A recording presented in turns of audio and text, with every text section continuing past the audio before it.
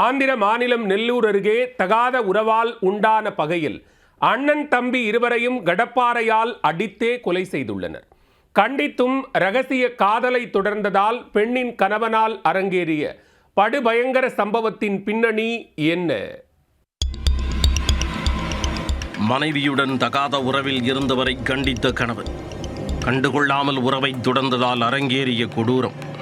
மனைவியின் காதலனையும் அவரது அண்ணனையும் ஒரே நேரத்தில் சதித்திட்டம் தீட்டி தீர்த்து கட்டிய சம்பவம். தகாத உறவால் அரங்கேறிய இரட்டை கொலையில் நடந்தது என்ன?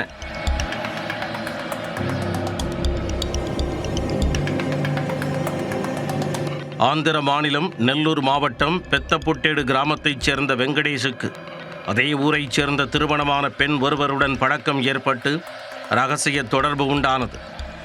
கணவருக்கு தெரியாமல் அப்பெண் வெங்கடேஷுடன் அடிக்கடி தனிமையில் நேரம் செலவிட்டு ஜாலியாக ஊர் சுற்றி வந்துள்ளார். இவ்விவகாரம் பெண்ணின் கணவரான கல்யாணுக்கு தெரியவர வெங்கடேஷை அவர் கடுமையாக கண்டித்துள்ளார். மனைவியுடனான தகாத உறவை கைவிடச் சொல்லி எச்சரித்துள்ளார்.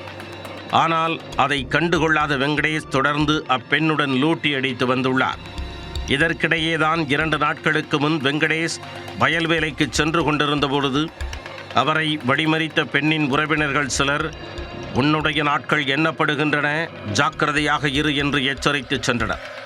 சாதாரண மிரட்டலாக நினைத்த வெங்கடேஷ் அதை கடந்து போக நிலைமை மிகவும் மோசமானது. சம்பவத்தன்று வெங்கடேஷ் அவருடைய சகோதரர் பால வெங்கையாவுடன் தங்களுடைய அறுவடை இயந்திரத்திற்கு டீசல் வாங்குவதற்காக சென்றிருந்தனர். டீசல் வாங்கிக் கொண்டு அவர்கள் திரும்பி வரும்பொழுது ஆள் நடமாட்டம் இல்லாத பகுதியில் திட்டம் போட்டு வழிமறித்த பெண்ணின் கணவர் உள்ளிட்ட சிலர் அண்ணன் தம்பி இருவரையும் கடப்பாரையால் அடித்தே கொன்று 2 உடல்களையும் முட்புதரில் வீசிச் சென்றனர்.